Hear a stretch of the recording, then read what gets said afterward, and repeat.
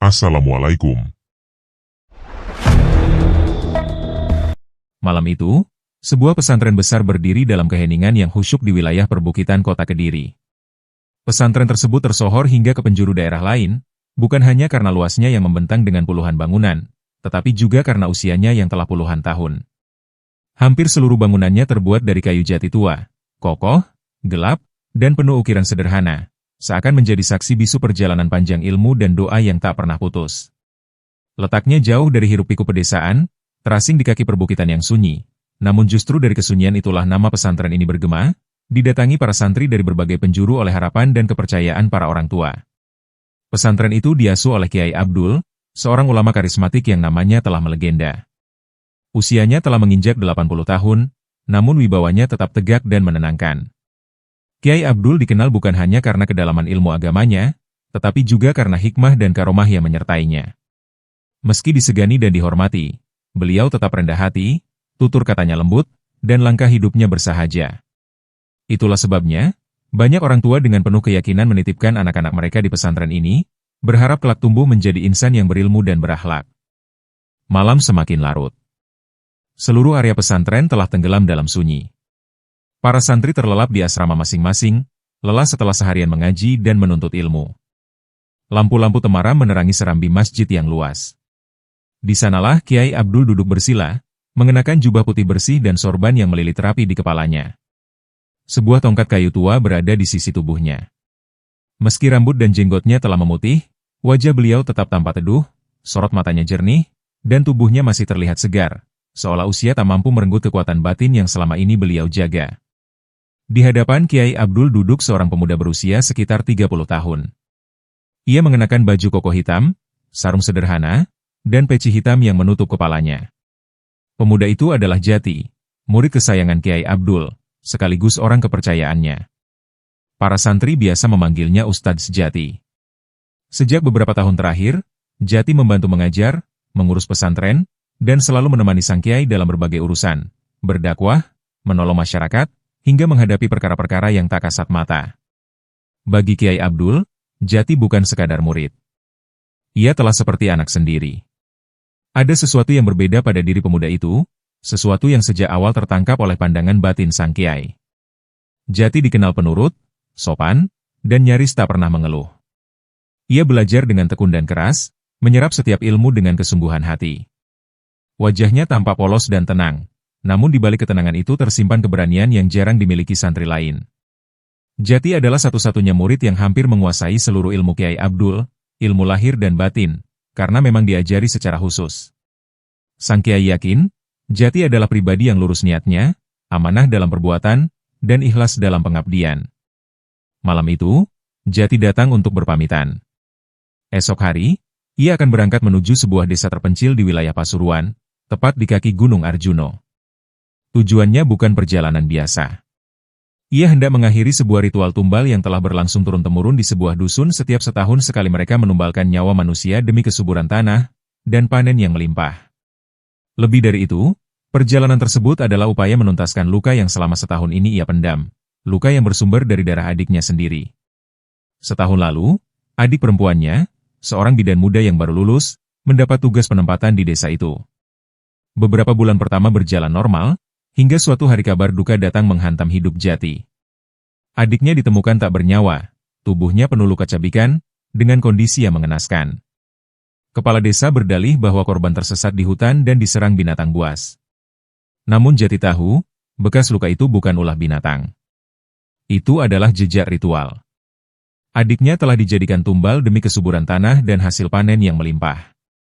Sejak hari itu, hati Jati hancur. Amarah membara, dendam berakar dalam dadanya. Ia ingin segera berangkat, menuntut balas, namun Kiai Abdul menahannya, menyuruhnya bersabar dan menunggu waktu yang tepat. Dan kini, waktu itu telah tiba. Pergilah, Jati, ucap Kiai Abdul dengan suara tenang namun syarat makna. Bawalah cahaya ke tempat itu. Akhiri semuanya agar tidak ada lagi korban setelah ini. Berhati-hatilah, lawanmu cukup kuat. Tapi aku yakin, selama Allah bersamamu, kau akan menang. Terima kasih, Yai. Izinkan saya menyelesaikan semua ini, jawab Jati lirih, menundukkan kepala penuh takzim. Kiai Abdul mengangguk perlahan, tersenyum, lalu menepuk pundak Jati dengan lembut, sebuah restu sekaligus doa yang tak terucap. Beristirahatlah. Perjalananmu akan panjang esok hari. Baik, Yai. Saya izin. Jati pun melangkah meninggalkan serambi masjid menuju kamarnya. Saat merebahkan diri di atas ranjang sederhana, matanya terpejam perlahan. Namun di dalam dadanya, bara api tak pernah padam. Amarah, tekad, dan luka lama menyatu menjadi satu niat. Ia telah siap. Sendirian, jika harus. Tak lama kemudian, kelelahan membawanya terlelap, sementara malam terus berjalan, menyimpan takdir yang menunggu untuk dituntaskan. Sementara itu, jauh dari pesantren tua di Kediri, sebuah dusun kecil bernama Kaliboyo terbaring sunyi di kaki Gunung Argopuro. Dusun itu termasuk wilayah desa Kaligede, namun letaknya paling terpencil, terpisah oleh hamparan persawahan luas yang seolah tak berujung. Jalan tanah sempit menjadi satu-satunya akses keluar masuk, diapit pematang sawah yang memanjang seperti ular. Pada siang hari, padi menguning bergoyang ditiup angin gunung, tanda masa panen telah dekat. Tanah di Kaliboyo memang subur, terlalu subur, seolah diberkahi sesuatu yang tak kasat mata. Namun, di balik kesuburan itu, tersimpan rahasia kelam. Puluhan nyawa tak berdosa telah lenyap, ditelan oleh ritual yang tak pernah tercatat, tak pernah disebutkan dengan lantang, hanya beredar sebagai bisik-bisik yang menakutkan. Di pinggiran dusun, berdiri sebuah gubuk tua yang jauh dari rumah-rumah warga. Dindingnya terbuat dari anyaman bambu yang sudah rapuh, sebagian berlubang dan menghitam oleh usia. Atap ilalangnya condong, ditahan balok kayu kasar yang dipasang seadanya. Lampu teplok kecil menggantung di tengah gubuk, nyalanya redup, membuat bayangan menari-nari di dinding bambu. Bau kemenyan dan tanah basah bercampur, menusuk hidung dan menyesakkan dada. Di dalam gubuk itu, 3 orang duduk melingkar. Di tengah, duduk Ki Jogro. Tubuhnya kurus, kulitnya legam dan keriput seperti tanah kering. Rambutnya panjang, memutih, dibiarkan terurai hingga menyentuh bahu. Matanya cekung, tatapannya tajam dan dingin, seolah mampu menembus isi kepala orang yang menatapnya. Ia mengenakan kain hitam lusuh dan kalung dari akar-akaran kering yang melingkar di lehernya. Ki Jogro adalah dukun utama Kaliboyo, penjaga ritual, pemimpin upacara, sekaligus penghubung manusia dengan jin penunggu desa, Barketi. Barketi adalah nama yang diucapkan dengan penuh ketakutan dan pemujaan oleh warga Kaliboyo. Jin penunggu desa itu dipercaya sebagai pemberi kesuburan, penjaga tanah, dan penentu hidup mati hasil panen. Selama puluhan tahun, Barketi disembah dan dipuja, dan Ki Jogro menjadi lidahnya, orang yang menyampaikan kehendak makhluk gaib itu kepada manusia. Di sisi kanan Ki Jogro duduk Pak Jarwo, kepala dusun Kaliboyo. Tubuhnya besar dan berisi, wajahnya keras dengan rahang tegas dan kumis tebal. Ia mengenakan baju lengan panjang dan sarung, namun sorot matanya tak mencerminkan seorang pemimpin yang mengayomi. Ada ketakutan yang disamarkan di balik sikapnya yang terlihat tegas, takut kehilangan kuasa, takut kehilangan kemakmuran, dan takut pada apa yang bersemayam di bawah tanah desa itu.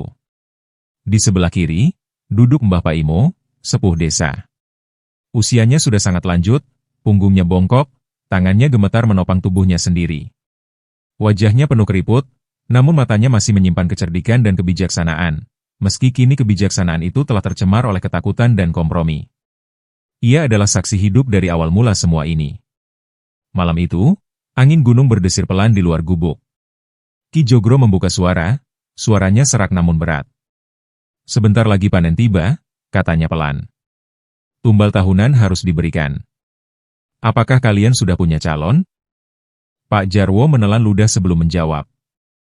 Saya dan beberapa warga sudah mengincar satu orang, Ki, ujarnya. Seorang guru honorer. Pendatang dari kota. Ki Jogro mengangguk perlahan, senyum tipis terbit di sudut bibirnya. Bagus. Malam Selasa Kliwon mendatang adalah waktu yang paling pas, katanya. Persiapkan semuanya. Pesta panen, sesajen, dan calon tumbalnya. Baik, Ki, jawab Pak Jarwo cepat. Kami akan menyiapkannya. Tak lama kemudian, pertemuan itu usai. Pak Jarwo dan Mbah Paimo berpamitan, meninggalkan gubuk satu persatu. Lampu teplok tetap menyala, sementara Ki Jogro duduk diam, matanya terpejam, bibirnya bergerak melantunkan mantra yang hanya ia dan Barketi yang memahami. Kaliboyo tidak selalu seperti ini. Bertahun-tahun lalu, desa itu pernah dilanda musim paceklik panjang. Tanah mengering, sawah retak-retak, dan padi tak pernah tumbuh sempurna. Panen gagal berkali-kali. Warga kelaparan. Anak-anak menangis setiap malam karena perut kosong. Tangisan itu bercampur dengan doa-doa yang tak kunjung terjawab. Banyak keluarga nyaris meninggalkan desa, namun kemanapun mereka pergi, mereka tak punya apa-apa. Di tengah keputusasaan itulah Ki Jogro muncul. Ia datang membawa janji. Ia berkata bahwa tanah Kaliboyo memiliki penunggu lama, Barketi, yang marah dan menuntut korban. Jika warga mau mengikuti perintahnya, kesuburan akan kembali. Awalnya, Barketi hanya meminta tumbal kerbau. Dan benar saja, setelah ritual itu dilakukan, hujan turun, tanah kembali basah, dan padi tumbuh subur. Keajaiban itu membuat warga percaya. Namun tahun berikutnya, permintaan Barketi berubah. Ia menginginkan darah manusia. Warga ketakutan, tetapi rasa takut kembali hidup kelaparan jauh lebih besar. Perlahan, dengan bujukan dan ancaman Ki Jogro, mereka menuruti permintaan itu. Tumbal pertama adalah orang luar. Lalu berikutnya. Dan berikutnya lagi. Kebanyakan pendatang. Selalu perempuan. Desa kembali makmur, bahkan lebih subur dari sebelumnya. Ketakutan berubah menjadi kebiasaan, dan kebiasaan menjelma menjadi kejahatan yang dianggap wajar. Sejak saat itu, tumbal darah manusia tak pernah berhenti. Tak terhitung berapa korban yang hilang tanpa jejak. Tak ada yang berani melawan. Masuk ke Kaliboyo sama saja dengan menjemput kematian. Ki Jogro terlalu kuat. Dengan bantuan Barketi, kekuatannya tumbuh dari setiap tetes darah yang dipersembahkan. Ia tak tersentuh hukum, tak tersentuh manusia. Namun mereka tidak tahu. Di luar desa, seorang ustadz muda sedang bersiap. Datang bukan untuk meminta. Bukan untuk berunding. Melainkan untuk mengakhiri semuanya. Dan kali ini, Kaliboyo tak akan meminta tumbal lagi. Sementara itu, di dalam kamar sederhana pesantren, Jati tertidur lelap. Tubuhnya beristirahat, namun jiwanya tidak. Perlahan, kesadarannya terseret masuk ke dalam mimpi yang gelap, mimpi yang selama ini selalu datang tanpa diundang. Di hadapannya, berdiri seorang gadis. Itu Mentari. Adiknya muncul mengenakan pakaian serba putih, kerudung putih yang menjuntai menutupi bahunya. Namun putih itu tampak kusam, seolah ternoda oleh duka. Wajah Mentari pucat seperti lilin, bibirnya membiru, dan di sekujur lengannya terlihat luka-luka cabikan yang belum sembuh. Darah mengering menghitam di sela-sela kulitnya. Matanya kosong, menatap Jati tanpa kedipan. Lalu Mentari menangis. Tangisnya bukan sekadar isak, melainkan jeritan yang menghujam dada. "Mas," suaranya bergetar, penuh luka. "Kenapa Mas tidak menjaga aku?" Jati ingin melangkah, ingin memeluk adiknya, namun kakinya terasa berat seperti tertanam di tanah. "Maaf." "Maafkan Mas," ucapnya lirih, suaranya tercekat. Namun sebelum ia sempat mendekat, dua sosok lain muncul dari balik kabut gelap. Ayah dan ibunya. Wajah mereka muram, mata mereka penuh kekecewaan. Ayahnya berdiri dengan sorot tajam, sementara ibunya menunduk dengan air mata yang terus mengalir. "Kau gagal, Jati," suara ayahnya menggema. "Kau tidak bisa menjaga adikmu sendiri," sambung ibunya dengan nada getir. Suara-suara itu saling bersahutan, menekan batin Jati tanpa ampun. Nama Mentari terus dipanggil, disertai tudingan dan penyesalan. Suara itu terngiang-ngiang, berputar di kepalanya, semakin lama semakin keras. "Mas! Mas!" Jati tersentak. Ia terbangun dengan napas terengah-engah. Dada naik turun cepat, keringat dingin membasahi wajah dan punggungnya. Malam masih gelap. Lampu kamar menyala redup. Mimpi itu, mimpi lama yang muncul di awal kematian Mentari, datang kembali. Dan seperti biasa, rasa bersalah itu kembali menekan dadanya. Dengan tangan gemetar, Jati duduk di tepi ranjang. Ia meraih sebuah foto tua yang selalu ia simpan di samping tempat tidurnya. Foto itu mulai pudar warnanya. Di sana terlihat kedua orang tuanya, dirinya saat masih kecil, dan Mentari yang masih bocah, tersenyum polos tanpa tahu nasib apa yang menanti mereka. Kini, dari foto itu, hanya dirinya yang tersisa. Ayahnya meninggal saat Jati berusia 18 tahun. Beban hidup jatuh di pundaknya terlalu cepat. Ibunya menyusul beberapa tahun kemudian, tepat saat Jati berusia 25. Sejak hari itu, Jati menjadi ayah sekaligus ibu bagi Mentari. Ia bekerja, belajar, dan berjuang agar adiknya tetap bersekolah. Setiap rupiah ia kumpulkan untuk membiayai sekolah Mentari hingga kuliah. Ia menatap foto itu lebih lama. Ingatan-ingatan pun mengalir. Masa kecil saat ia dan Mentari berlarian di halaman rumah, tertawa tanpa beban. Saat Mentari memeluknya sambil berkata ingin menjadi bidan agar bisa menolong orang-orang desa. Saat hari wisuda Mentari, wajah gadis itu bersinar penuh kebahagiaan, memeluk Jati erat-erat dengan air mata bangga. Lalu ingatan itu berubah. Hari ketika Mentari berpamitan untuk bertugas di desa Kaliboyo.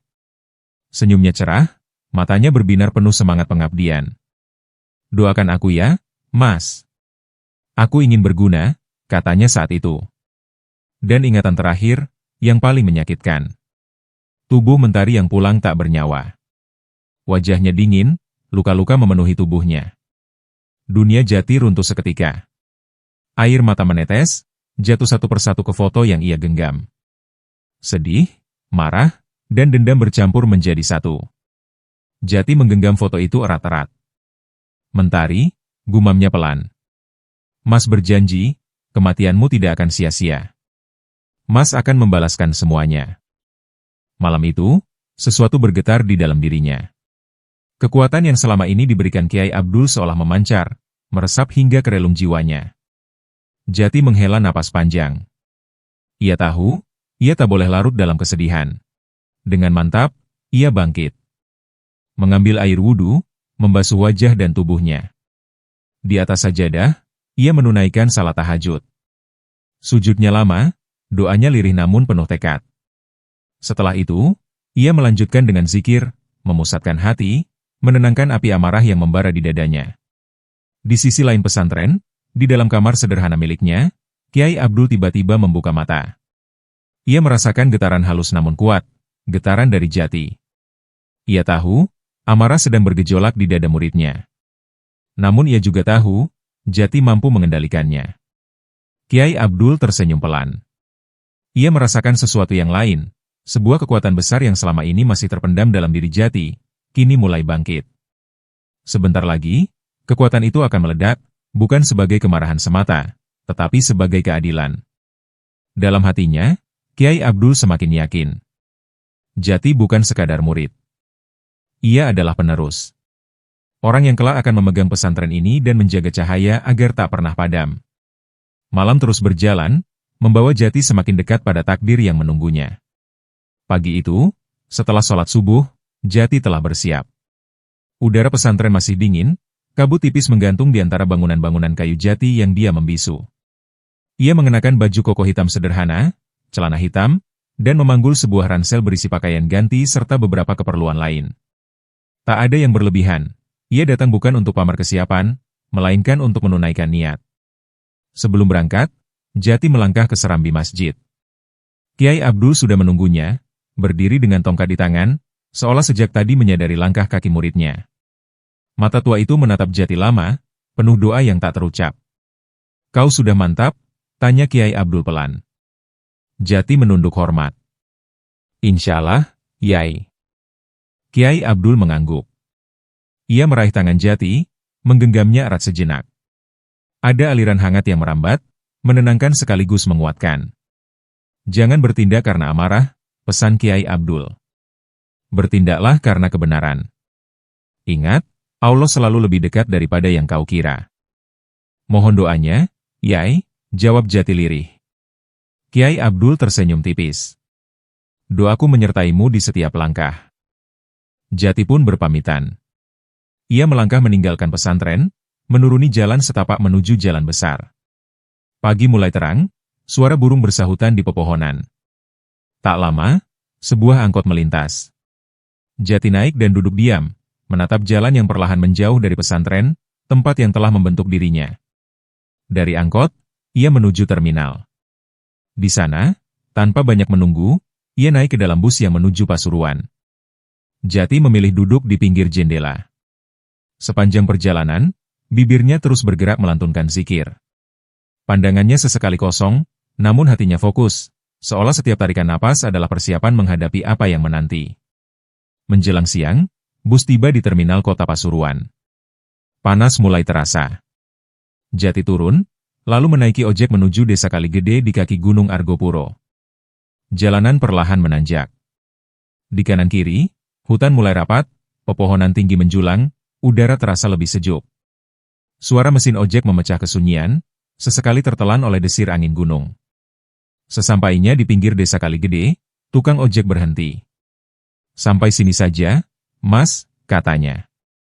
Jati turun, membayar, lalu melanjutkan perjalanan dengan berjalan kaki. Tak jauh dari sana, sebuah gapura desa berdiri usang. Catnya mengelupas, tulisan "Selamat datang di desa Kaligede" hampir tak terbaca. Namun suasana desa tampak normal. Warga beraktivitas seperti biasa. Ada yang menjemur padi, anak-anak berlarian, dan suara ayam berkokok bersahutan. Tak ada yang tampak aneh. Karena yang menyimpan kegelapan hanyalah Dusun Kaliboyo, dusun yang terpisah dan sengaja disembunyikan dari wajah desa lainnya. Jati berjalan menyusuri jalan desa. Ia melewati sebuah sekolah dasar. Anak-anak sedang bermain di halaman, tertawa riang tanpa tahu apa yang pernah terjadi tak jauh dari tempat mereka berdiri. Pemandangan itu membuat dada Jati terasa sesak sesaat, namun ia segera menenangkan diri. Tak jauh dari sekolah itu, berdirilah rumah Pak Dono. Jati berhenti di depan rumah sederhana berdinding tembok, dengan halaman kecil dan pohon mangga di sampingnya. Ia mengetuk pintu dan mengucap salam. Tak lama, pintu terbuka. Seorang pria parubaya muncul. Tubuhnya kurus, wajahnya keras oleh garis-garis lelah, namun sorot matanya hangat. Rambutnya mulai memutih, dan ada kesedihan yang menetap di matanya. "Assalamualaikum, Pak." "Saya Jati," jawab Jati. Wajah pria itu seketika berubah. "Oh, Jati," katanya pelan. "Silakan masuk. Sudah kami tunggu." Ia adalah Pak Dono, satu-satunya warga yang berani berbicara tentang Dusun Kaliboyo. Ia menyambut Jati dengan ramah, mempersilakannya masuk dan duduk di kursi kayu di ruang tamu. Tak lama kemudian, istrinya keluar dari dapur. "Inilah Mas Jati, Bu," kata Pak Dono. Istrinya, Bumar, tersenyum tipis meski matanya menyimpan kesedihan yang sama. Mereka berbasa-basi sejenak, menanyakan perjalanan Jati dan keadaannya. Suasana hangat, namun terasa berat oleh hal-hal yang tak terucap. Jati kemudian menyinggung tentang Dusun Kaliboyo. Namun Pak Dono segera menggeleng pelan. "Nanti malam saja, Mas," ucapnya hati-hati. "Sekarang istirahat dulu. Tak baik bicara di siang hari. Banyak telinga." Jati mengangguk. Ia paham. Ketakutan di desa ini bukan tanpa alasan. Pak Dono lalu menunjukkan kamar yang telah disiapkan untuknya. Sebuah kamar sederhana, bersih, dengan jendela kecil menghadap halaman. Di dinding kamar itu tergantung beberapa foto lama. Jati berhenti sejenak. Dalam foto-foto itu, Pak Dono tampak bersama seorang gadis muda, tersenyum cerah. Gadis itu adalah anak perempuannya. Jati tahu. Gadis itu juga pernah menjadi korban tumbal Dusun Kaliboyo. Pak Dono adalah orang pertama yang berani memberi informasi padanya tentang dusun terkutuk itu. Saat Jati datang dulu, tak ada satupun warga yang mau bicara. Hanya Pak Dono. Karena ia tahu betul rasanya kehilangan anak, kehilangan darah daging sendiri, rasa yang sama yang dirasakan Jati saat kehilangan Mentari. Semua kisah tentang Kaliboyo, ritual, dan Ki Jogro, Jati dengar pertama kali dari Pak Dono. Jati merebahkan tubuh di atas ranjang. Kelelahan perjalanan akhirnya terasa. Ia memejamkan mata, membiarkan tubuhnya beristirahat, sementara pikirannya bersiap menghadapi malam yang akan menentukan segalanya. Di luar, matahari terus bergerak turun. Dan di balik tenangnya desa Kaligede, bayangan Dusun Kaliboyo menunggu. Sore itu, azan maghrib berkumandang dari masjid desa. Langit Kaligede berwarna jingga keunguan, matahari perlahan tenggelam di balik perbukitan. Jati berjalan bersama Pak Dono menuju masjid. Mereka ikut salat berjamaah bersama warga desa yang mulai berdatangan satu persatu. Di dalam masjid, Jati melihat sosok yang dikenalnya. Pak Kepala Desa. Begitu sholat selesai dan jamaah mulai bersalaman, pandangan Pak Kepala Desa bertemu dengan mata Jati. Seketika wajah pria itu berubah. Terkejut, lalu gugup. Ada rasa bersalah yang tak sempat ia sembunyikan. Ia ingat betul, dulu, saat Jati datang mencari kebenaran tentang Dusun Kaliboyo, dialah yang ikut menutup-nutupi, ikut berbohong demi ketenangan semu desa ini. Mas Jati, ucapnya pelan, mendekat dengan ragu. Jati menyapanya lebih dulu. Assalamualaikum, Pak. Pak Kepala Desa menunduk. Saya minta maaf, Mas, katanya lirih. Dulu saya tidak jujur. Jati menatapnya tenang. Tak ada amarah di wajahnya, hanya pemahaman.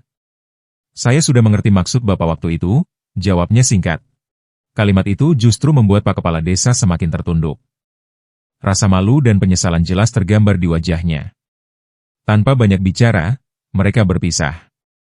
Jati dan Pak Dono melangkah pulang menyusuri jalan desa yang mulai gelap. Di tengah perjalanan, seorang wanita muda menyapa mereka. Usianya sekitar 25 tahun.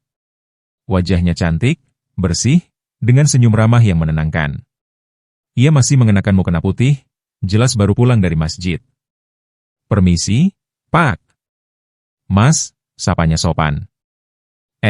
Arum, jawab Pak Dono ramah. Baru pulang dari masjid? Iya, Pak, jawab wanita itu sambil tersenyum. Jati ikut tersenyum kecil. Ada kesan tulus pada wanita itu. Ini saudaranya, Pak, tanya wanita itu, melirik Jati. Kok saya belum pernah melihat? Pak Dono mengangguk. Iya, saudara saya dari Kediri. Oh, wanita itu tampak penasaran. Nama saya Arum, Mas. Guru honorer di sini. Asalnya dari Malang. Jati, jawabnya. Saya dari Kediri. Mengajar di pesantren. Arum tampak kaget sekaligus kagum. Oh, Ustadz? Tanyanya spontan. Belum pantas dibilang begitu, jawab Jati merendah. Arum tersenyum lagi. Main ke sini ada acara, Mas? Tidak, jawab Jati. Hanya berkunjung, ingin bertemu Pak Dono. Tak ada kecurigaan dalam wajah Arum. Hanya keramahan seorang pendatang yang berusaha menyesuaikan diri.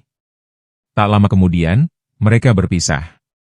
Saya duluan ya, Pak Dono. Mas Jati, ucap Arum.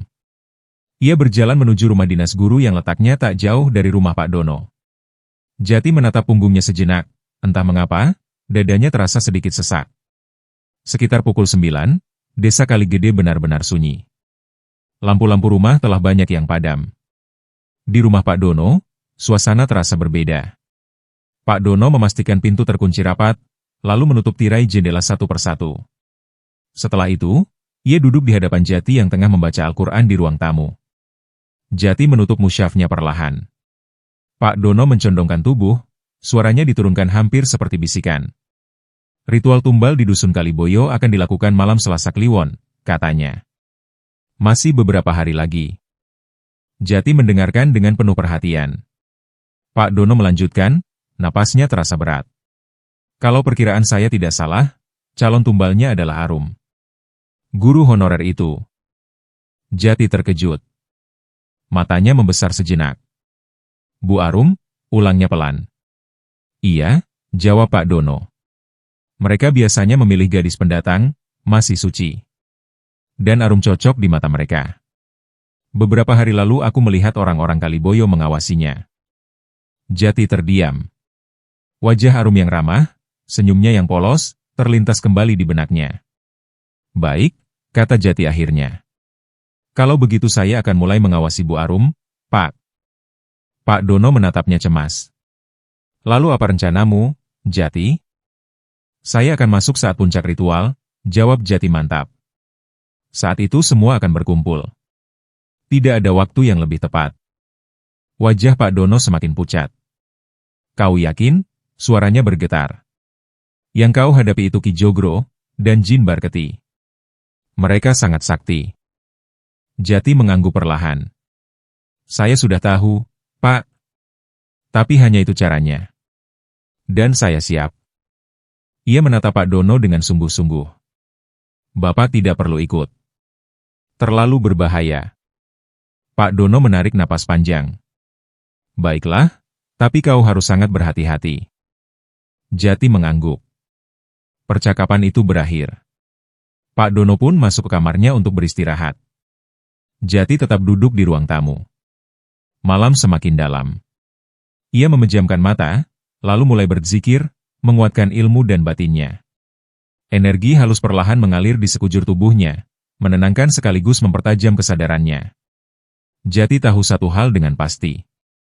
Ia tidak akan membiarkan ada tumbal lagi. Dan dendam yang selama ini terpendam akan segera dituntaskan. Sementara itu, di Dusun Kaliboyo, malam merambat turun dengan sunyi yang menyesakkan. Tak ada suara jangkrik, tak ada desir angin. Seolah alam sendiri menahan napas. Di pinggiran dusun, gubuk Ki Jogro tampak redup diterangi lampu minyak yang cahayanya bergetar lemah. Di dalam gubuk itu, Pak Jarwo, kepala Dusun Kaliboyo, duduk bersama dua warga laki-laki bertubuh kekar. Wajah mereka tegang. Mata mereka tak lepas dari sosok Ki Jogro yang duduk bersila di tengah ruangan, dikelilingi sesajen, kepala ayam hitam, bunga layu, kendi berisi air keruh, dan asap kemenyan yang mengepul tebal. Malam Selasa Kliwon tinggal beberapa hari lagi, ucap Ki Jogro dengan suara rendah namun berwibawa. Kita harus segera melemahkan guru itu. Jangan sampai ia melawan saat hari ritual. Pak Jarwo mengangguk cepat. Dua warga lain menelan ludah. Ki Jogro lalu memejamkan mata. Tangannya terangkat perlahan. Bibirnya komat-kamit melafalkan mantra-mantra kuno, bahasa yang tak dikenal manusia. Asap kemenyan berputar semakin tebal, udara di dalam gubuk terasa berat dan dingin. Lampu minyak bergoyang sendiri, seolah ada sesuatu yang bergerak di sekitarnya. Beberapa saat kemudian, Ki Jogro membuka mata. Sorot matanya kini berubah, gelap dan dingin. Ia meraih sebuah bungkusan kain hitam dari sampingnya. Perlahan, kain itu dibuka, menampakkan sebilah keris kecil berwarna emas, bilahnya pendek namun memancarkan aura yang membuat bulu kuduk merinding. Bawa ini, kata Ki Jogro sambil menyerahkan keris itu kepada Pak Jarwo. Letakkan di rumah calon tumbal. Biarkan tubuh dan jiwanya melemah. Ketakutan akan datang sendiri. Pak Jarwo menerima keris itu dengan tangan sedikit gemetar. Saat mereka hendak beranjak pergi, tiba-tiba pintu gubuk diketuk. Semua terdiam. Ki Jogro mengangkat tangan. Masuk. Pintu terbuka perlahan. Di ambang pintu berdiri Pak Kepala Desa. Wajahnya pucat, keringat membasahi pelipisnya. Matanya bergerak gelisah, penuh ketakutan dan keseriusan. Silakan duduk, Pak Kades, sapa Pak Jarwo, berusaha terdengar biasa. Pak Kepala Desa duduk dengan tubuh kaku. Ada apa? Tanya Ki Jogro tenang, seolah sudah tahu jawabannya. Pak Kepala Desa menarik napas panjang. Begini, Ki, ada seorang pemuda datang ke Kali Gede. Ia kakak dari Mestari, tumbal tahun lalu. Sepertinya ia sudah tahu tentang ritual yang akan datang. Saya takut, dia akan mengganggu. Dua warga Kaliboyo langsung saling pandang, wajah mereka tegang. Pak Jarwo ikut terkejut. Namun Ki Jogro hanya tersenyum tipis. Lantas apa yang kau takutkan, Pak Kades? Katanya santai. Hanya pemuda biasa. Apa ia pikir bisa melawanku? Tapi, sepertinya dia bukan orang sembarangan, Ki, lanjut Pak Kepala Desa. Ia dibantu Dono. Ki Jogro mengangguk pelan. Senyumnya perlahan menghilang, digantikan tatapan tajam. Berani sekali mereka, gumamnya. Baiklah. Kalau begitu, aku yang akan mengurusnya. Ia berdiri. Asap kemenyan berputar lebih liar. Akan kukirim jin santet peliharaanku. Biar mereka minggir dengan sendirinya, katanya dingin. Yang terpenting sekarang, urus calon tumbalnya. Pak Jarwo mengangguk. Ia bangkit bersama dua warga itu. Pak Kepala Desa pun berpamitan, melangkah keluar dengan wajah gelisah. Malam semakin pekat. Tak lama kemudian, Pak Jarwo dan dua warga tiba di rumah dinas Arum. Mereka berhenti di sudut gelap, mengamati sekitar. Jalan desa sepi. Tak ada orang lewat. Lampu rumah Arum sudah mati, tanda ia telah terlelap. Dengan langkah hati-hati, Pak Jarwo mendekat ke dinding rumah. Ia meraih ventilasi kecil di atas jendela, lalu menyisipkan keris emas itu, masih terbungkus kain hitam, ke celah kayu yang tersembunyi. Seketika udara di sekitar rumah terasa lebih dingin. Tanpa berkata apa-apa, mereka segera pergi, menghilang ke dalam gelap. Mereka takut ada warga yang melihat, takut ada saksi. Jauh dari sana, di rumah Pak Dono, Jati masih berzikir, tak menyadari bahwa rencananya telah terbongkar, dan bahaya telah lebih dulu mengintai. Malam itu, perburuan dimulai. Di gubuknya yang sunyi, Ki Jogro kembali duduk bersila. Malam semakin larut, dan udara di Dusun Kaliboyo terasa berat, seolah penuh oleh sesuatu yang tak kasat mata. Ia menyalakan kemenyan baru, asapnya mengepul pekat dan berwarna keabu-abuan. Sesajen yang tadi disusun rapi kini kembali disentuhnya satu persatu. Ki Jogro menutup mata. Tangannya terangkat, jari-jarinya bergerak membentuk simbol-simbol kuno. Mantra-mantra keluar dari bibirnya, lirih namun tajam, seperti perintah yang tak boleh dibantah.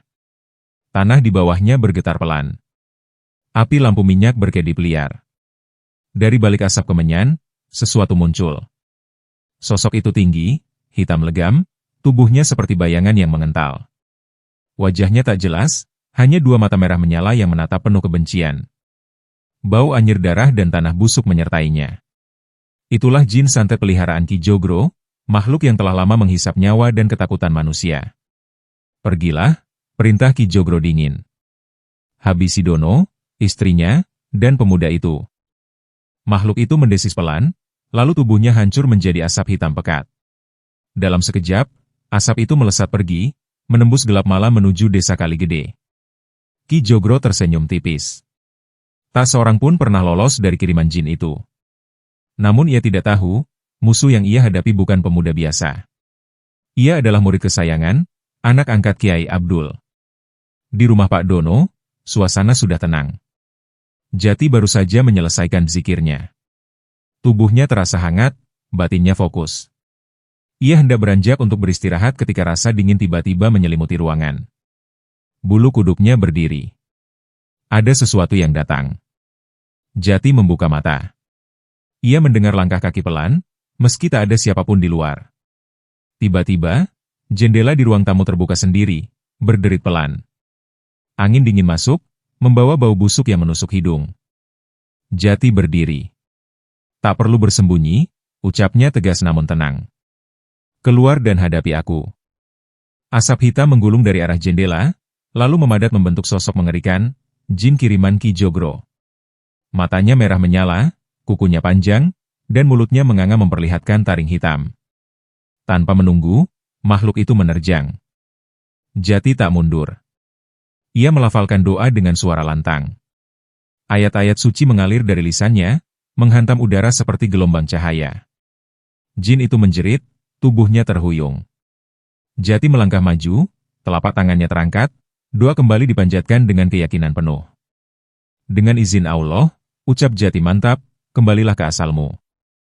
Cahaya samar memancar. Asap hitam itu bergetar hebat, lalu terurai dan lenyap, tersapu angin malam. Hening. Jati terdiam, napasnya masih teratur. Jin itu, terlalu mudah dikalahkan. Wajahnya mengeras.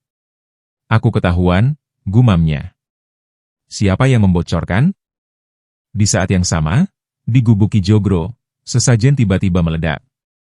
Api berkobar, kendi pecah, dan asap hitam berhamburan.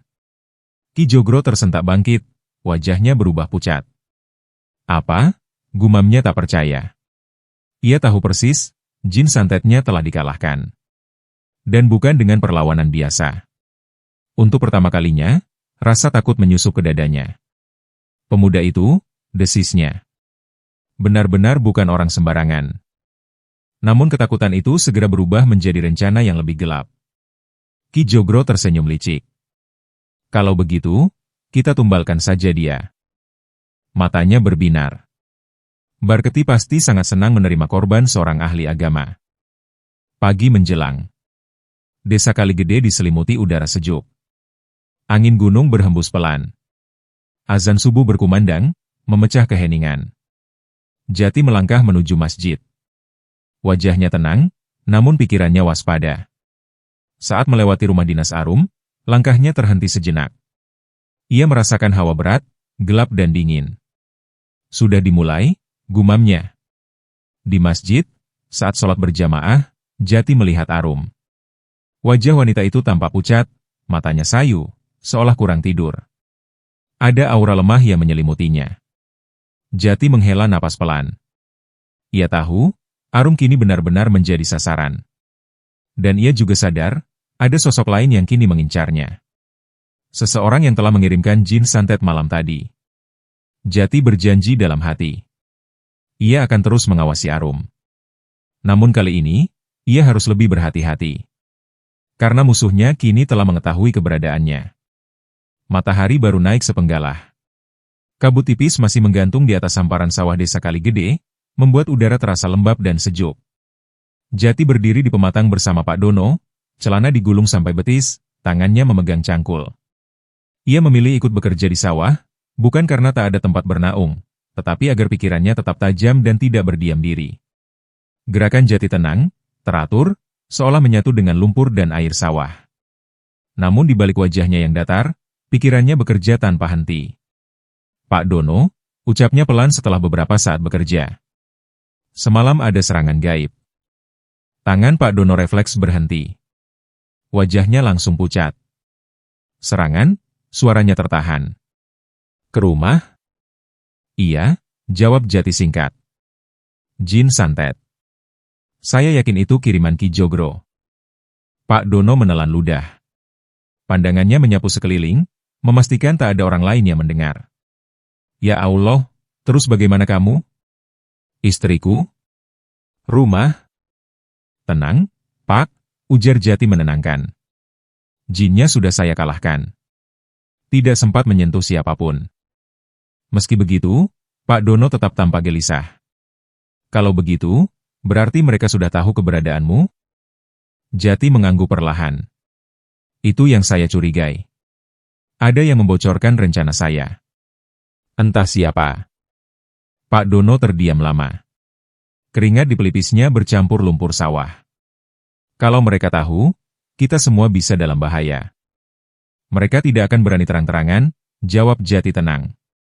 Selama ritual belum dilakukan, mereka masih bermain di balik bayangan. Jati lalu menghela napas panjang, suaranya sedikit mengeras. Dan satu hal lagi, Pak. Subuh tadi, Arum sudah mulai berubah. Pak Dono menoleh cepat. Berubah bagaimana? Wajahnya pucat, auranya berat, jawab Jati. Rumah dinasnya sudah diselimuti energi gelap. Itu tanda ritual pelemahan sudah dimulai. Pak Dono mengangguk lemah. Berarti, benar dia calon tumbalnya. Iya, sahut Jati. Dan kita harus jauh lebih waspada. Tak lama kemudian, Pak Dono menunjuk ke arah kejauhan, melewati hamparan sawah yang luas. Di sana, katanya lirih. Itu gubuk Ki Jogro. Jati mengikuti arah telunjuk itu. Dari kejauhan tampak sebuah gubuk reot, berdiri sendiri di tepi kebun bambu.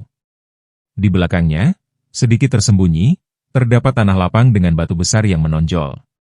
Di belakang batu itu, lanjut Pak Dono, biasanya ritual dilakukan. Batu itu tempat Mbar Keti bersemayam. Tatapan Jati mengeras. Aku ingin melihatnya. Dengan langkah hati-hati, Jati meninggalkan sawah, menyusuri pematang dan jalan setapak kecil. Setiap langkahnya terukur, napasnya dijaga tetap tenang. Setelah berjalan cukup jauh, ia akhirnya bisa melihat rumah Ki Jogro dengan jelas. Kebetulan, saat itu Ki Jogro keluar dari gubuknya. Untuk pertama kalinya, Jati melihat wajah orang yang selama ini hanya ia dengar dari cerita, orang yang terlibat dalam kematian Mentari. Dada Jati mendadak terasa panas.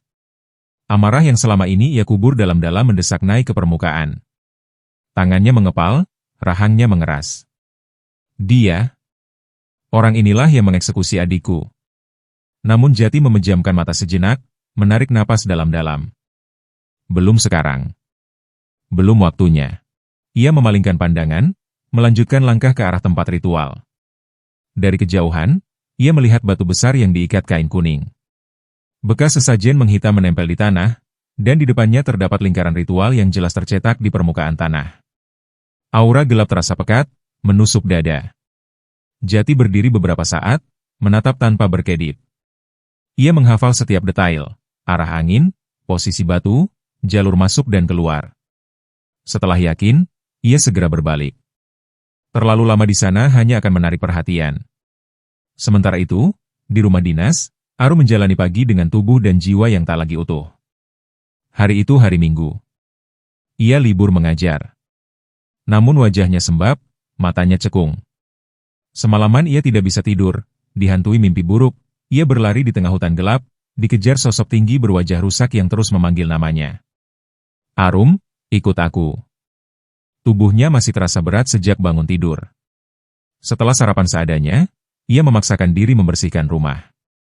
Menyapu, mengepel, mencuci, rutinitas yang biasanya ringan, kini terasa seperti beban seharian. Baru selesai menyapu bagian dalam rumah, napasnya sudah terengah. Aneh, gumamnya pelan.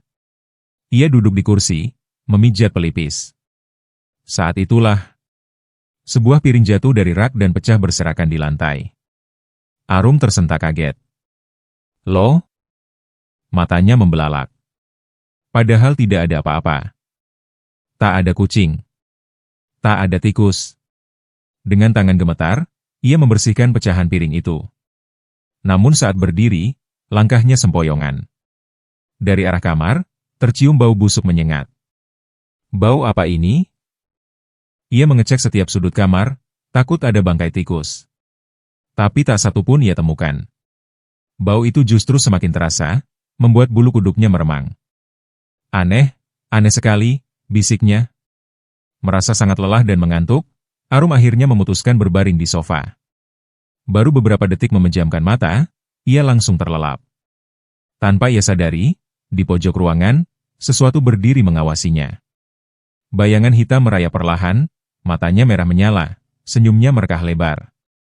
Ritual pelemahan mulai menunjukkan hasil. Dan waktu Arum semakin sedikit. Malam itu, gangguan di rumah dinas Arum semakin nyata. Lampu di ruang tamu berkedip-kedip tanpa sebab. Angin dingin menyusup lewat celah jendela, meski semua tertutup rapat. Dari arah dapur, terdengar suara lirih seperti orang menyeret sesuatu. Kres, kres, padahal Arum tinggal sendirian. Ia duduk di sudut sofa, lutut dipeluk erat. Wajahnya pucat pasi, matanya sembab dan merah. Bau busuk yang sejak siang tadi mengikutinya kini semakin kuat, bercampur dengan aroma anyir yang membuat perutnya mual. Siapa? Siapa di situ? Suaranya gemetar. Tak ada jawaban. Hanya suara napas berat, seolah tepat di belakang telinganya. Arum menoleh cepat, kosong. Namun ketika ia kembali menatap lurus ke depan, bayangan hitam sekilas melintas di dinding. Panjang. Tinggi. Tidak menyerupai manusia. Arum menutup mulutnya agar tidak berteriak. Air mata mengalir tanpa bisa ditahan. Malam itu, ia nyaris tidak tidur. Setiap kali terpejam, mimpi buruk kembali menghantam. Hutan gelap, batu besar berselimut kain kuning, dan suara tawa parau yang memanggil namanya. Malam Selasa Kliwon. Kata-kata itu terus terngiang, meski ia sendiri tak tahu dari mana asalnya. Paginya, kondisi Arum semakin memburuk. Saat ia berjalan keluar rumah dinas untuk berangkat mengajar, langkahnya gontai. Pandangannya kosong, seperti menembus dunia lain. Bau busuk seolah mengikuti kemanapun ia pergi, membuat beberapa warga tanpa sadar menoleh heran. Di tepi jalan, dari balik pepohonan, Jati mengamati dengan sorot mata tajam. Ia melihat jelas perubahan itu. Aura di sekitar Arum tampak kelabu, berat, seolah ada tangan tak kasat mata yang menarik jiwanya perlahan keluar dari tubuh. Jati lalu mengangkat wajahnya ke langit. Kemarin cerah. Hari ini mendung. Awan kelabu menggantung rendah, angin berhembus tak wajar, dingin dan berputar, seakan membawa bisikan dari tempat yang tak terlihat. Sudah dekat, gumam Jati lirih. Malam ini puncaknya. Tangannya mengepal pelan. Ia tahu, tak ada lagi ruang untuk menunggu. Malam Selasa Kliwon akan menentukan segalanya. Sementara itu, di Dusun Kaliboyo, pagi itu suasana justru tampak ramai dan penuh semangat. Para warga berkumpul sejak matahari belum tinggi. Di rumah kepala Dusun Jarwo, tampak kesibukan yang tak biasa. Perempuan-perempuan menyiapkan masakan dalam jumlah besar, lelaki-lelaki memotong dan membersihkan 3 kepala kambing yang sudah disiapkan. Di halaman, tumpeng nasi putih menjulang tinggi, dikelilingi nasi kuning dan gunungan hasil bumi, padi, jagung, ketela, sayuran segar. Semua tampak melimpah. Sebentar lagi panen besar, ujar salah seorang warga dengan wajah berseri. Berkat Barketi, sahut yang lain. Tak satu pun dari mereka menunjukkan keraguan. Anak-anak berlarian, tertawa riang, tak tahu bahwa di balik pesta syukur itu, akan ada darah yang kembali ditumpahkan. Antusiasme membutakan nurani. Malam nanti bukan hanya pesta, melainkan malam penumbalan. Di gubuk Ki Jogro, suasana jauh berbeda. Ki Jogro duduk bersila di depan sesajen, matanya terpejam, bibirnya bergerak melafalkan mantra. Di depannya, Pak Jarwo dan 2 warga yang kemarin datang berdiri menunduk. Pemuda itu, ucap Ki Jogro tanpa membuka mata. Tangkap malam ini. Pak Jarwo mengangguk cepat. Siap, Ki. Akan kami bawa dari rumah Pak Dono. Bagus, gumam Ki Jogro.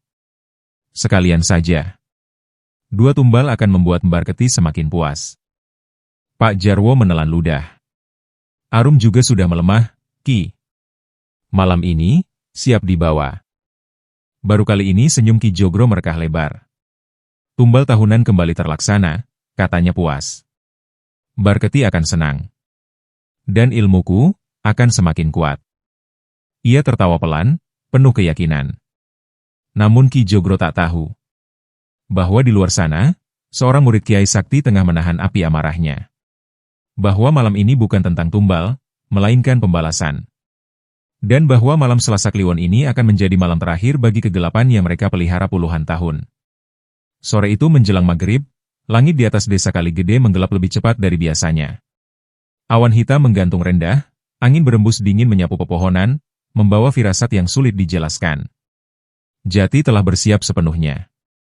Ia mengenakan baju koko putih yang sederhana namun bersih, celana hitam, dan peci hitam yang menutup kepalanya rapat. Wajahnya terlihat tenang, tetapi sorot matanya menyimpan tekad yang keras, sekeras baja yang ditempa amarah dan doa. Di teras rumah, Pak Dono berdiri gelisah. Tangannya gemetar saat menggenggam ujung sarungnya. Jati, suaranya lirih. Kamu yakin harus malam ini? Jati menatapnya penuh hormat. Iya, Pak. Kalau bukan malam ini, akan ada korban lagi. Pak Dono menghela napas panjang. Kalau nanti ada yang kesini? Jati mendekat, menepuk pundaknya pelan. Apapun yang terjadi, jangan keluar rumah. Jangan buka pintu. Jangan jawab siapapun. Kalau aku dengar teriakan, tanya Pak Dono dengan mata berkaca-kaca. Diam, jawab Jati tegas namun lembut. Kecuali kalau itu suara saya. Percayalah. Pak Dono mengangguk pelan. Semoga Allah melindungimu, Nak. Amin, balas Jati. Tolong doakan saya. Tanpa menoleh lagi, Jati melangkah pergi, menghilang di balik bayangan senja, lalu bersembunyi di sekitar rumah dinas Arum. Di dalam rumah dinas itu, Arum terbaring lemah di atas kasurnya. Napasnya pendek-pendek, tubuhnya terasa berat seperti diikat sesuatu. Matanya terbuka, tetapi pandangannya kosong. Dari sudut ruangan, bayangan hitam seolah bergerak perlahan. Ada siapa? Bisiknya dengan suara hampir tak terdengar. Tak ada jawaban. Hanya bau busuk yang semakin pekat. Air mata Arum mengalir. Tolong, lirihnya. Tolong aku. Namun malam tak menjawab. Sementara itu, di Dusun Kaliboyo, suasana justru ramai. Obor-obor menyala terang, menerangi batu besar berbalut kain kuning. Sesajen ditata rapi, kepala kambing, tumpeng nasi putih, nasi kuning, gunungan hasil bumi. Warga berdatangan mengenakan pakaian hitam, wajah-wajah mereka berseri, tertawa, makan, minum, seolah malam itu adalah pesta kemenangan. Panen kita pasti melimpah tahun ini, seru seorang warga. Iya. Barketi tidak pernah ingkar janji, sahut yang lain. Ki Jogro berdiri di tengah mereka dengan senyum puas. Bersyukurlah kalian, ucapnya lantang. Selama kita setia, desa ini akan selalu subur. Sorak-sorai menggema. Namun saat malam semakin larut, Ki Jogro mengangkat tangan. Cukup, katanya. Waktunya sudah dekat. Suasana mendadak hening. Jarwo, lanjutnya pelan. Bawa tumbalnya. Jarwo mengangguk. Siap, Ki. Bersama dua warga, ia bergerak menuju rumah dinas Arum. Di waktu yang sama, Pak Kades berdiri di samping Ki Jogro. Pemuda itu juga harus disingkirkan, ucap Ki Jogro tanpa menoleh. Pak Kades mengangguk ragu. Saya urus, Ki. Di rumah dinas, pintu didobrak. Arum tersentak. Jangan, teriaknya saat tubuhnya diangkat. Tolong. Jangan bawa aku. Diam, bentak salah satu warga. Arum hanya bisa menangis. Saya tidak salah apa-apa, saya cuma guru. Tak ada yang peduli. Dari kejauhan, Jati menyaksikan semuanya. Rahangnya mengeras, dadanya bergetar menahan amarah. Ia mengikuti mereka dengan langkah senyap hingga tiba di tempat ritual. Arum dibaringkan di tengah lingkaran, tepat di depan batu besar. Di sisi lain desa, Pak Kades mengetuk pintu rumah Pak Dono. Pak Dono, ini saya. Pak Dono teringat pesan Jati. Ia ragu, tetapi suara itu dikenalnya. Pintu pun dibuka sedikit. Ada apa, Pak Kades? Pemuda yang kemarin kesini di mana? Tanya Pak Kades tajam. Sudah pulang, jawab Pak Dono gugup. Pak Kades menatapnya lama. Kamu bohong. Demi Allah, Pak. Pukulan menghantam kepala Pak Dono. Ia pingsan dan tubuhnya diseret pergi. Di tempat ritual, Ki Jogro mengangkat kerisnya tinggi-tinggi. Mantra dilantunkan, suaranya berat dan menggema. Barketi, terimalah persembahan kami. Ia melangkah mendekati Arum. Arum menjerit. Tolong. Tolong aku. Namun sebelum keris itu turun. Hentikan. Sebuah cahaya putih melesat menghantam tanah. Ki Jogro terlonjak mundur. Jati melangkah keluar dari bayangan. Cukup, suaranya menggema. Kalian sudah terlalu jauh. Ki Jogro tertawa. Akhirnya kau muncul, bocah. Hentikan ritual ini, bentak Jati. Kalian menumpahkan darah orang tak berdosa demi keserakahan. Kami melakukan ini demi desa, balas Ki Jogro. Dan kau tidak akan menghentikannya. Ia menyerang. Keris melesat cepat, namun doa Jati membentuk cahaya yang memantulkan serangan itu. Warga menyerbu. Minggir, teriak salah satu warga. Jati menghentakkan kaki. Cukup. Angin berputar, warga terpental satu persatu. Siapa kau sebenarnya? Teriak Ki Jogro panik. Jati menatapnya dengan mata merah. Aku kakak dari gadis yang kalian bunuh setahun lalu. Wajah Ki Jogro berubah. Mentari? Namanya Mentari, suara Jati bergetar. Dan malam ini aku menuntut balas. Ki Jogro tertawa paksa. Masih ada Barketi. Ia menancapkan keris ke tanah. Asap hitam membumbung. Tanah bergetar. Bau busuk menyebar. Muncullah Barketi, tinggi, hitam, bermata merah menyala, taringnya panjang, tubuhnya diselimuti kabut. Siapa yang mengganggu ritualku? Suara Barketi menggelegar. Aku, jawab Jati lantang. Barketi menyerang. Sesajen hancur. Batu bergetar. Jati terpental namun bangkit. Jati mengucap takbir 3 kali dengan lantang. Cahaya putih menyelimuti dusun. Barketi menjerit, tubuhnya terurai menjadi asap dan lenyap. Ki Jogro terbatuk. Tidak, tidak mungkin. Darah mengalir dari mata, hidung, telinganya. Ia roboh tak bernyawa, disusul Pak Kades, Jarwo dan warga tumbang satu persatu, mati mengenaskan. Jati berlari ke Arum. Tenang, sudah selesai, ucapnya lembut sambil membacakan doa. Arum terisak. Aku masih hidup? Iya, jawab Jati. Kamu selamat. Pak Dono terbangun. Jati, ini semua sudah berakhir, Pak, jawab Jati. Tiba-tiba api menyala, melalap dusun Kaliboyo.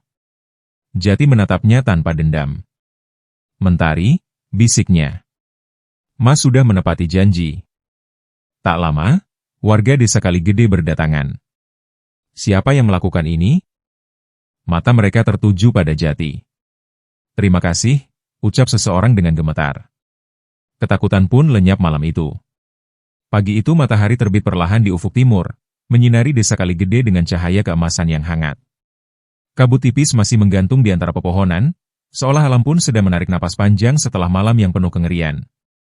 Jati berdiri di teras rumah Pak Dono dengan ransel kecil di punggungnya. Wajahnya terlihat lebih tenang, beban berat yang selama ini menekan dadanya seakan telah terangkat. Pak Dono berdiri di depannya, matanya sembab, tetapi wajahnya penuh rasa syukur. Ia menggenggam tangan Jati erat-erat, seolah takut jika pemuda itu menghilang begitu saja. Jati, suara Pak Dono bergetar. Aku tidak tahu harus berkata apa lagi.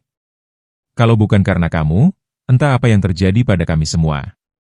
Jati tersenyum tipis. Jangan begitu, Pak. Saya hanya menjalankan apa yang seharusnya. Pak Dono menggeleng pelan. Tidak. Kamu menyelamatkan nyawa orang-orang yang bahkan tidak mengenalmu. Kamu menyelamatkan Arum. Kamu juga menyelamatkan desa ini. Jati menunduk hormat. Semua itu karena pertolongan Allah, Pak.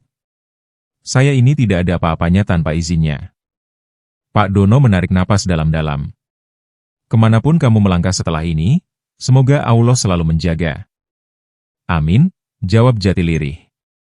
Ia melangkah turun dari teras, namun belum sempat menjauh, terdengar suara tergesa dari arah jalan kecil. Mas Jati.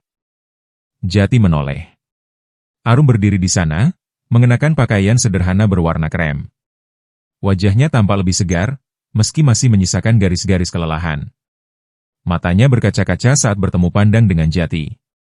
Mas, suaranya bergetar. Terima kasih. Kalau bukan karena Mas, mungkin saya sudah tidak ada di dunia ini. Jati terdiam sejenak, lalu tersenyum lembut. Kamu masih hidup karena Allah masih memberimu umur, Arum. Saya hanya perantara. Air mata Arum jatuh. Tapi Mas tetap orang yang menyelamatkan saya. Yang menyelamatkan kita semua adalah doa, jawab Jati pelan. Dan keyakinan. Arum mengangguk, tersenyum di antara air mata. Kalau Mas tidak keberatan, suatu hari, kembalilah ke sini. Jati mengangguk mantap. Insya Allah. Saya janji, akan kembali. Setelah berpamitan sekali lagi, Jati melangkah pergi menyusuri jalan desa. Angkot tua berhenti di ujung jalan. Ia naik, duduk di dekat jendela, memandangi sawah, rumah-rumah warga, dan pepohonan yang perlahan menjauh. Hatinya terasa ringan, damai, perasaan yang sudah lama tidak ia rasakan. Sesampainya di terminal kota, ia berganti bus menuju Kediri. Di dalam bus, Jati menyandarkan kepala, menatap keluar jendela. Senyum kecil tersungging di wajahnya. Alhamdulillah, bisiknya. Semua sudah selesai. Beberapa jam kemudian, bus berhenti di depan pesantren. Begitu Jati turun, seorang pria tua berjubah putih melangkah mendekat. Kiai Abdul menatapnya dengan mata yang penuh kebanggaan, lalu langsung memeluknya erat. Alhamdulillah kamu kembali dengan selamat, Jati, ucap Kiai Abdul. Jati menunduk hormat. Semuanya sudah selesai, Kiai. Terima kasih atas doa dan bimbingan panjenengan. Kiai Abdul tersenyum bijak. Aku sudah tahu. Allah tidak pernah meninggalkan orang yang berjalan di jalannya. 3 bulan berlalu. Di bawah langit cerah, dengan doa dan restu banyak orang, Jati akhirnya menikah dengan Arum, wanita yang pernah ia selamatkan dari kematian, dan kini menjadi teman hidupnya. Bukan karena takdir kebetulan, melainkan karena pertemuan yang dijaga oleh doa dan keikhlasan. Masa lalu yang kelam telah tertinggal. Yang tersisa hanyalah keyakinan, cinta, dan pengabdian kepada Sang Pencipta.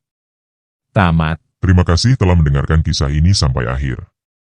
Jangan lupa untuk like, tinggalkan komentar, dan subscribe agar tidak ketinggalan kisah-kisah horor berikutnya.